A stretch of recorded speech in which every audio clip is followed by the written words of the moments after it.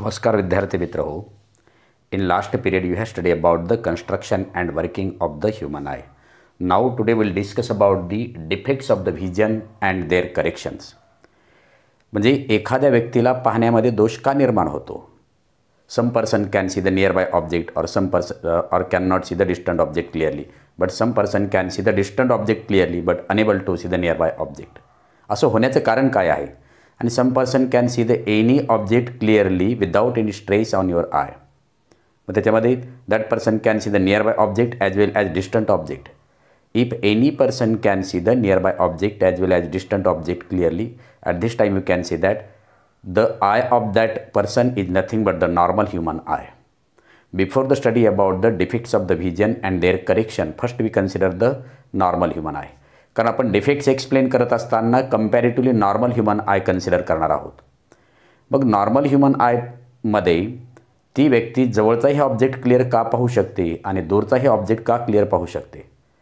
पण ज्या व्यक्तीला जवळचं दिसत आहे, क्लिअर दिसतं, त्या व्यक्तीला कदापि दूरचं दिसत नसतं. आणि ज्याला दूरचं क्लिअर दिसतं कदापि त्याला जवळचं दिसत नसतं क्लिअर. पण अशा काही व्यक्ती असतात की that person can see the near by object as well as distant object clearly without any strain on your I. At this time that human eye is nothing but the normal human eye. आपण सुरुवातीला normal human आयचं study करणार आहोत. Generally the shape of the eyeball is spherical. Approximately spherical असतो. Perfectly जरी नसला तरी approximately spherical असतो आयबॉलचा शेप.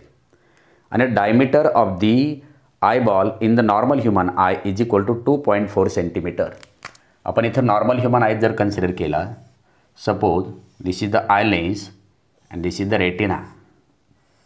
याच्या अगोदरचा जो काही पार्ट आहे की कोर्निया असेल, इरिस असेल, हे आपल्याला जास्त लक्षात घेण्याची गरज नाही. First we consider the normal human eye. The person can see the near by object as well as distant object clearly. At this time that eye is nothing but the normal human eye. मग normal human आयचा shape is approximately spherical असे म्हटलेलं आहे की not perfectly spherical. And diameter of the normal human diameter of the eyeball of the normal human eye is equal to 2.4 centimeter and focal length of the eye lens is equal to 2.0 centimeter in healthy condition. म्हणजे ज्या व्यक्तीचा normal human आहे त्यावेळेस त्या व्यक्ती जर free स्टेटमध्ये असेल, त्याचा आय लेन्स जर फ्री स्टेटमध्ये असेल, तर at this time the focal length of the eye lens is equal to 2.0 centimetre. त्याची जी काही फोकल लेंथ दिलेली आहे ही दिलेली आहे डायमीटर ऑफ द आयबॉल दिलेली आहे नॉर्मल ह्युमन आयची. The normal human in the normal human eye it have a one property. It is very very important. म्हणजे eye lens is very very important part of the normal human eye. मग याच्यामध्ये power of accommodation is very very important property of the eye lens in the normal human eye. That person can see किंवा the eye lens of that person can easily change the focal length to see the nearby object as well as distant object as per the need. म्हणजे त्या व्यक्तीचा जो काय eye lens आहे तो eye lens nearby object किंवा distant object clear पाहण्यासाठी easily तो काय करतो, त्याची फोकल लेंथ ॲडजस्ट करतो. Eye lens focal length adjust करतो ॲज पर द नीड. जशी आवश्यकता असेल, ज्या अंतरावर एखादा ऑब्जेक्ट असेल त्यानुसार त्याची फोकल लेंथ काय होते, चेंज होते. अशी जी काही प्रॉपर्टी आहे आय लेन्सची that is nothing but the power of accommodation. You have studied it. हे पाहिलेले आपण. मग नॉर्मल ह्युमन आयमध्ये पॉवर ऑफ ॲकोमोडेशनमुळे काय होतं, इझिली दॅट म्हणजे power of accommodation which is related to the crystalline lens. And crystalline लेन्सचा जो काही आपल्याला त्याचे फोकल लेंथ व्हॅरी करण्याचं काम आहे ते मसल्स करत असतात, सिलॅरी मसल्स. मग याच्यामध्ये सिलॅरी मसल जे आहेत ते स्ट्रॉंग असतात. आणि मग सिलॅरी मसल काय करतात, when that person can see the near by object as well as distant object पाहत असताना ciliary muscles are sufficiently relax बी होतात आणि स्ट्रेच बी होतात. म्हणजे सिलॅरी मसल स्ट्रॉंग असतात. And due to this reason that person can see the near by object as well as distant object clearly. That means easily that person can change the focal length to see the near by object as well as distant object. मग याच्यामध्ये आपण सुरुवातीला पाहूया. Suppose in normal state, in free state, this is the shape of the eyeball and this is the shape of the eye lens. And that person can see the nearby object as well as distant object. Initially, if we take the person can see the nearby object. ज्यावेळेस normal human आयद्वारे ती व्यक्ती काय करते, तर स्वतःचा जो काय आहे तो नॉर्मल आहे की त्याला कोणत्याही प्रकारचा डिफेक्ट नाही. मग अशा वेळेस when that person can see the near by object at this time, ciliary muscle जे आहेत ना, त्या सिलॅरी मसल काय होतात, या आय लेन्सचा शेप चेंज करतात. Self adjusting the focal length property ही कोणाची आहे, आय लेन्सची आहे, to see the near by object as well as distant object. मग अशा वेळेस काय होतं की नियर बाय ऑब्जेक्ट पाहत असताना याचा जो काही शेप आहे, आय लेन्सचा जो काही शेप आहे, तो आय लेन्सचा शेप हा बल्जेस होतो, असा थोडा फुगीर बनतो. हा फुगीर बनतो कशाच्या ऐवजी, हा जो त्याचा नॉर्मल स्टेटमध्ये असलेला शेप आहे with the help of the ciliary muscles, हा स्वतःचा लगेच काय होतो, शेप चेंज करतो. आणि शेप चेंज झाल्यामुळे जे काही number of rays are originated from the near by object, त्या नियर बाय ऑब्जेक्टपासून आलेले हे जे काय नंबर ऑफ रेज आहेत, they are enter through that eyes.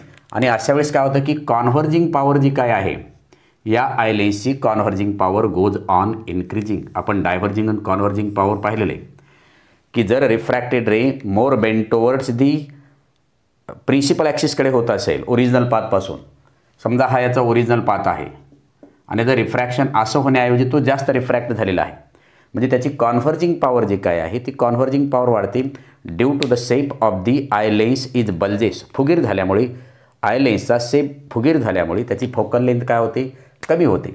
आणि मग अशा वेळेस रिफ्रॅक्शन जे काय आहे, the refracted ray more converge toward the principal axis and after the refraction they are meet together on a retina. At this time it's a focal length goes on decreasing to see the near by object. जवळच्या ऑब्जेक्टपासून येणारे रे, refracted होणारे रे, त्याच्या रेटिनावर एकत्र येण्यासाठी shape of the जो काय eye lens आहे तो फुगीर बनतो. म्हणून त्याची कॉन्व्हर्जिंग पॉवर काय होते, वाढते. आणि कॉन्व्हर्जिंग पॉवर वाढल्यामुळे त्याची फोकल लेंथ काय होते, कमी होते. आणि कमी झाल्यामुळे the image of the object is form on a retina. The retina immediately send this message to the brain with the help of the optical nerve. आणि रेटिना हा काय करतो, मेसेज सेंड करतो ब्रेनला. And when there is the interpretation of the image of the object on the retina at this time that person can see the near by object clearly. म्हणजे no defect is awkward in that person to see the near by object. मग आता ज्यावेळेस तो elongated object पाहत असतो त्यावेळेस the shape of the eye lens is elongated. हाच eye लेन्सचा जवळ असताना हा शेप आहे, नॉर्मल कंडिशनला फ्री स्टेट असताना हाच त्याचा शेप आहे. पण ज्यावेळेस तो डिस्टंट ऑब्जेक्ट पाहतो त्यावेळेस त्याचा shape of the eye lens जो काय आहे, shape of the eye lens is elongated. इथं आहे फुगीर आहे, हा इलॉंगेटेड होतो. आणि मग इन्फानाईट नंबर ऑफ वरून येणारे जे काय रेज आहेत, ऑब्जेक्टपासून येणारे ray, after the refraction due to the power of accommodation there is change in the shape of the eye lens. Power of अकॉमोडेशनमुळे जवळचं ऑब्जेक्ट किंवा दूरचं ऑब्जेक्ट पाहण्यासाठी तो काय करतो, आय लेन्स स्वतःची फोकल लेंथ चेंज करतो की जेणेकरून इमेज कुठं प्रोड्यूस व्हावी, रेटिनावर. आणि मग when the number of rays originated from the distant object, जेव्हा डिस्टंट ऑब्जेक्टवरून हे रे येतात, at this time due to the shape of the eye lens is elongated with the help of the ciliary muscles. आणि shape of the eye lens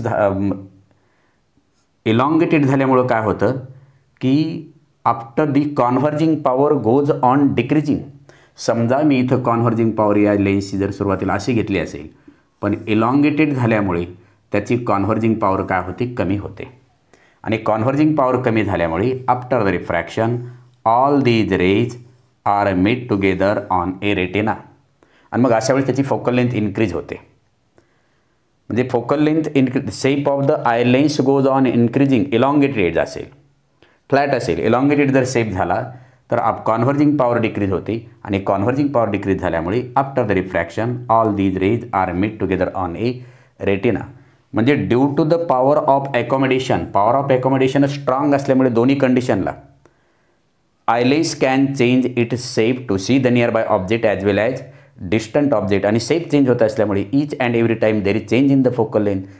focal length change कशासाठी होते, to adjust the image of that object is form on a retina. आणि मग अशा वेळेस distant ऑब्जेक्टवरून येणारे रे जर असतील, डिस्टंट ऑब्जेक्ट जर पाहायचा असेल तर अशा वेळेस सिलॅरी मसल काय करतात, स्ट्रेच करतात त्याला, कशाला, आय लेन्सला. आणि मग आय लेन्सचा जो काही शेप आहे तो शेप काय बनतो, उभट बनतो, इलॉंगेटेड बनतो. आणि इलॉंगेटेड बनल्यामुळे after the refraction converging power goes on decreasing.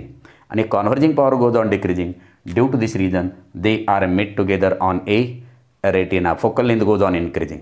आणि रेटिनावर इमिजिएट जेव्हा इमेज फॉर्म होईल, immediately retina send this message to the brain with the help of the optical nerve like the electrical signal, and when there is the interpretation of the distant object is जेव्हा interpretation होईल याच्यावर ब्रेनवर at this time that person can see the distant object clearly.